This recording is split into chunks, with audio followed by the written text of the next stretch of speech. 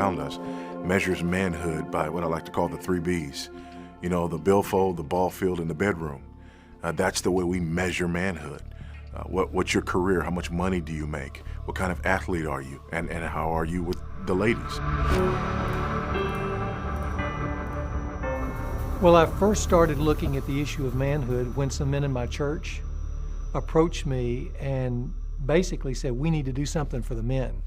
They were looking for something, honestly, a little deeper, a little rawer. And then I think there were a number of issues that guys wanted to talk about that they didn't feel like were addressed in church. That's what kind of spurred me to begin to research and explore at a deeper level what it really means to be a man. One of the great aha moments was that suddenly, as I looked at the Bible, 2 men just jumped out of the text. And interestingly, featured one at the very first part of the Old Testament and the other featured at the first part of the New Testament. That was a huge aha, because I thought, well, if I took these 2 supreme kind of archetypes of masculinity, could I somehow come up with a definition of manhood that would be universal for all men? At least they could use it in a practical sense. As you take these 2 men and compare them together, there's some things that fall out the bottom that I think give us a very simple but compelling definition of masculinity.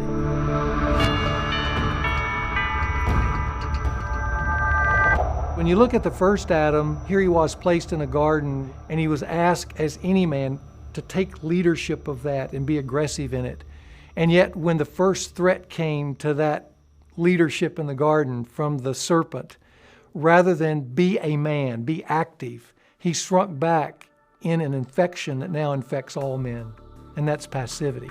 But when we look at the second man who, without being sacrilegious, was in the comfort of heaven, as he looked at how sin was ravaging humanity, rather than being passive and just enjoying it as a spectator, he stepped up and actively did what real men do, and that is invade the issue.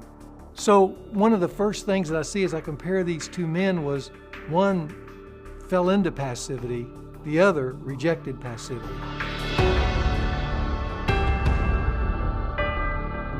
When you look at the first Adam, he was given a will to obey, God's will. He was given a woman to love, Eve, and a work to do, this rule and subdue the earth. And yet when the temptation came from the enemy that there was something better, he forsook those responsibilities.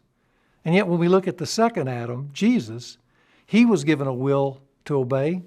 And he said, as he went through his life, he said, my food is to do the will of my Father.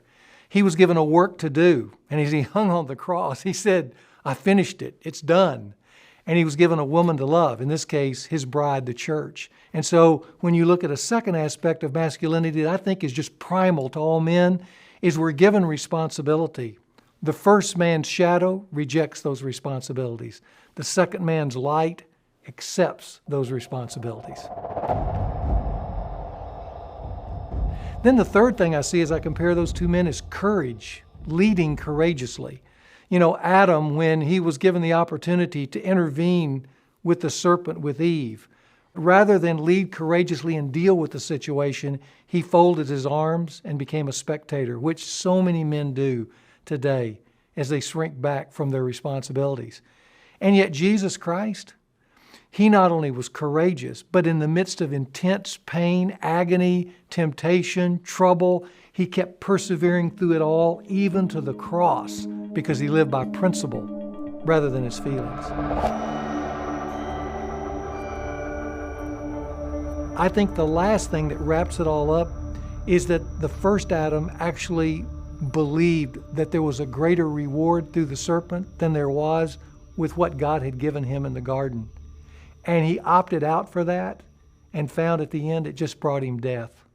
Whereas the second Adam came to earth, was offered everything by that same serpent, and yet rejected it because he believed there was a greater reward. And the scripture says, for the joy set before him, he endured the cross. And so Jesus died, resurrected, and got that greater reward.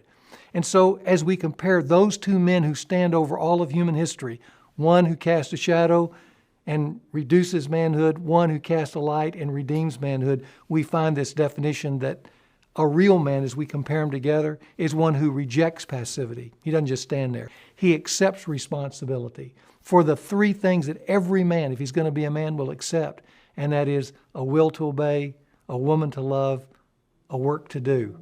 That's what makes a man a real man, when he lives by the code that these two men demonstrate in manhood, that real manhood is to reject passivity, accept responsibility, lead courageously, and always expect in that process that you'll get the greater reward.